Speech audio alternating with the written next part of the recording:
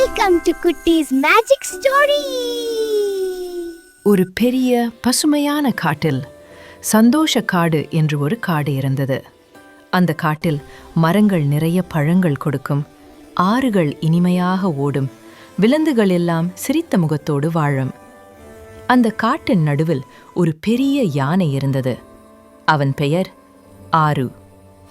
ஆரு யானை ரொம்ப பெரியவன். அவன் தும்பிக்கை நீளமானது.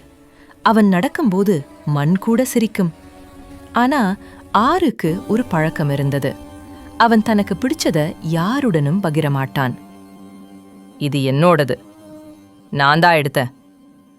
அவனுக்கு அப்படி சொல்வது பிடிக்கும். ஒரு நாள் காட்டில் ஒரு வாழைப்பழ மரம் நிறைய பழங்களோட பழுத்தது. ஆரு பார்த்ததும் மகிழ்ந்தான். அவன் எல்லா பழங்களையும் தன் தும்பிக்கையால் படித்தான். அவனுக்கு மட்டும்தான்.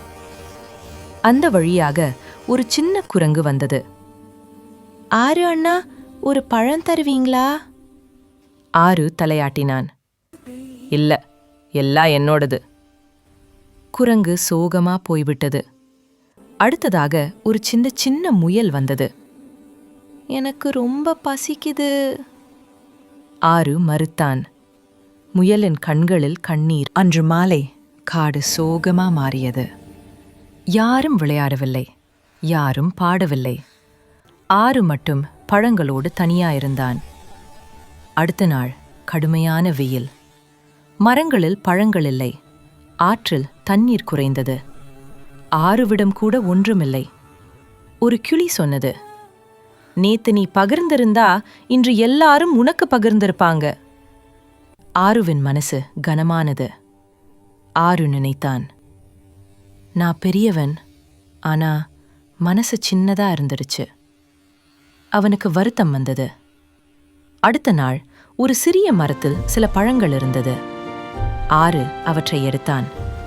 அவன் அழைத்தான், வாங்க, எல்லாரும் சேர்ந்து சாப்பிடலாம்.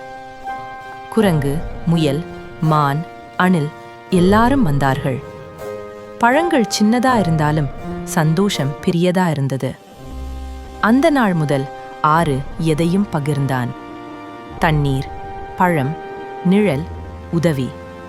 காடு மீண்டும் சந்தோஷ காடு ஆனது. Moral of the story is, பகிர்வது குறைய வைக்காது, பகிர்வது மகிழ்ச்சியை அதிகப்படுத்தும். Sharing is caring. இந்த மாதிரி வீடியோஸ் தொடர்ந்து பார்க்க நம்ம வீடியோக்கு ஒரு லைக் போட்டு சப்ஸ்கிரைப் பட்டன் கிளிக் பண்ணி பக்கத்தில் இருக்க பெல் ஐக்கனை கிளிக் பண்ணி ஆல்னு போட்டு வச்சுக்கோங்க. அடுத்த ஒரு இன்ட்ரெஸ்டிங்கான ஸ்டோரியில மீட் பண்ணலாம்.